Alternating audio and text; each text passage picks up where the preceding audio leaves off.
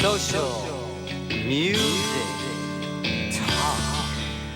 It had an aggressive sound, but I also found that a lot of alternative music from that Seattle Pacific Northwest area was full of ballads, like Soundgarden, Black Hole Sun.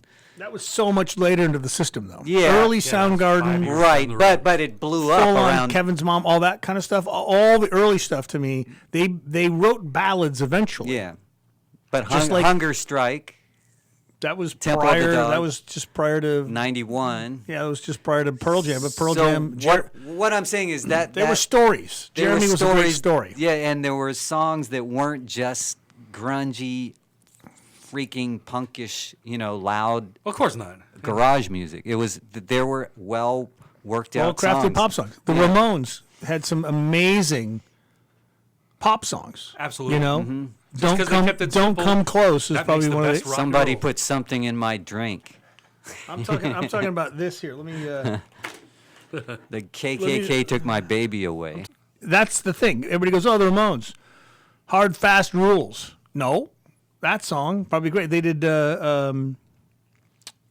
covers of Crystal songs and all that stuff. They were just basically. Yeah. One of my favorite recordings of this century, but it was probably recorded last century because it came out after Joey Ramone died, and that is his cover of What a Wonderful World. That's Right. a nice version. That's a great version. That should have been #1 in the U.S. Yeah, it should have been, but unfortunately, because he was dead and he couldn't support it and tour it and all that stuff, it's sad, but it Yeah. was true. But Right. And I met him. He was one of the nicest rock stars I ever met. yeah, a real mensch, Yeah. as they say, a real total mensch. So, all right, anything else, gentlemen? What are we going to discuss now? I think we've discussed, is this like a 2-hour recording? It can be yet? whatever you guys want. I can stay here another 10 hours. No, I'm just wondering, how big does the WAV file have to get before it's unmovable to another? It can be as big as Okay. until the disc runs out, which is Uh-oh. probably like 8 or 9 hours. So I mean, Oh, we're my not- God. we're not going to run out of. Hey, no, I think I'm going to get hungry before then. Do you remember Horizontal Brian? That group, No, I do not remember Horizontal Brian. the song "Practicing First Aid." Do you remember that? No, but I can tell you don't have your headphones on. This is the thing I love about you. You're Okay, I'll put 'em you're on. talking to me as opposed to the listeners. Well, I am talking to you, Yeah, but you're but you, I understand. But it doesn't. Let me tell you, Sam. Like, Oh, that's what I'm doing? Okay. like this because you're asking me the personal question as Yeah. opposed to. Now, I want to get to a topic I brought up earlier. I want to pick Oh yeah. Monroe's "What Do All the People Know" as my favorite obscure song, but it was played on 91X, obviously. they're- It wasn't they are a obscure, local really. band. I love that song. So do you think 91X was the key to that record? In other words, the first station to play it. What do you mean? We were probably the first because it was on one of our local compilations, I believe, back in the day. Okay. Well, then they were the first. Chances are they were, because that was a national single, and it was something that was played in Sacramento on the Rock of the 80s And it made the station, top K-pop. 40 on Billboard. Barely, didn't Well, it? no, it didn't make Oh, it the didn't top make the top 40. 40. I thought it made was 38 or made the Hot 100, and it was re-released like a year or two ago. They went and did a new recording of it that Right. sounds really good. Monroe's. We're not going to talk about the Monroes, dude. No, Even though this is your show, I- we've hijacked you, Because dude. that's one of my all-time favorite recordings. Right. I'm bringing it up. No, it's because- one of my all-time favorites, and too. So. obviously, it came out of San Diego, and that 91X had something to do with it. I was not here at the time. I didn't know anything about them until I got here. Okay. Same thing with a few other bands that were from here.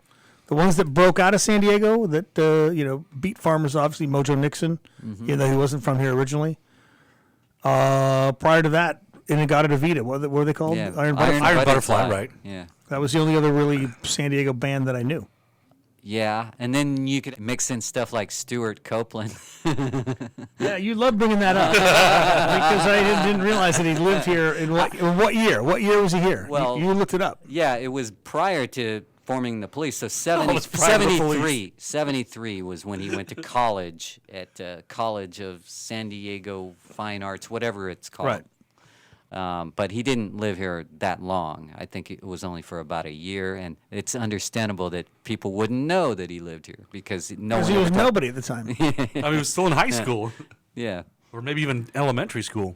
But he lives in L.A. now, and so that's not far, and maybe a police reunion is in store down the road. Suddenly suddenly you're going to bring it up, yeah. Like Sting really wants to do that again. But think of all the promotions you could have done with 91X about how the Police were really a local band. You mean the drummer at one point went to school in San Diego? Yeah. For 1 year. But he formed the band. It's his band. It is his band, and he will never let you forget that. That's true. Very much so. I had an interview with him in 80, whatever it was. The second album had just come out, and he got into it with the other guys in the band, like in the hotel room. This is my band. I started this band. You guys are fired. Yeah, he knew he couldn't fire the singer. Yeah. But yeah, that's one of the best things about that band was the fact that they were three incredibly strong individuals. Yeah. Great that brought musicians. everything into that system. They invented a new sound, which is why I appreciate them a lot. They really brought out that brightness in guitar that really wasn't there as far as using the guitar more than a lead instrument. Gordon, what's the guy? Is it Gordon? Sting's real name is Gordon Sumner's. And then the other dude, Gordon what? There's Andy Oh, Summers. Andy Summers. Okay, that's... Sumner and Summers. But Yeah. Sting changed his name when he was a kid because Yeah. he was playing in a jazz band. Yeah. And he showed up with this black and yellow sweater or something one day, and then somebody said, "You look like you're a bumblebee. You look like a bumblebee. We're just gonna call you Sting." Stuck. And so it stuck. Yeah. Cool. Sting stuck. And you know that Stuart Copeland's dad actually played with Glenn Miller in the 40s. He played trumpet. Did not know that. Yeah. But going back to Andy real quick, so Yeah. because I brought him up, he was actually in the room right next to us for an interview. Oh, yeah, you about told me that. 4 or 5 yeah. months ago. What was he doing here? And he was being interviewed for Inner Talk. Okay. He's not the original guitar player. Oh, but he's on the original Police release, right? Guy that had the name Henri Padovani was his name. Is that Fallout from? That's Fallout. Okay, I The remember first that. single, but it didn't go far. All right, right. all So right. this has been a very funny show. And Totally. but we had some very deep discussions that made up for our lack of lost shows that disappeared into the oblivion. And hopefully this one won't get lost We're going to somehow. find out in about That'll 3 piss me minutes. off. I'll quit if that happens. Thanks for having me in, gents. It was fun. Thank you, All right. Halloran. Adios. Escape through art and music. Let's escape through art and music. Long, long, long ago, born on this day so long ago, you entered the world a wild soul, then you learned the truth through rock and roll.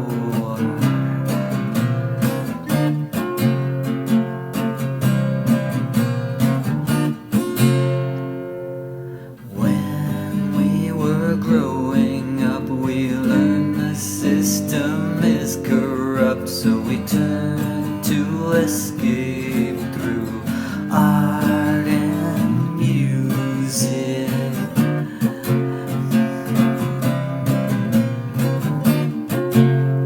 In the early days of folk opera and marching bands, gospel, ragtime, vaudeville, and Dixieland, blues and jazz swept the land, electric sound and big bands, bluegrass, country, honky tonk, boogie woogie, R&B and soul,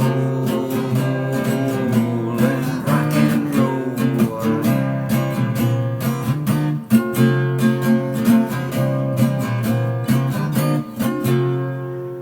Well, I'm a fan of an underground band who made it to the top of the music scene, called the Shadow Government a cult band, and they go by SGOB, SGOB.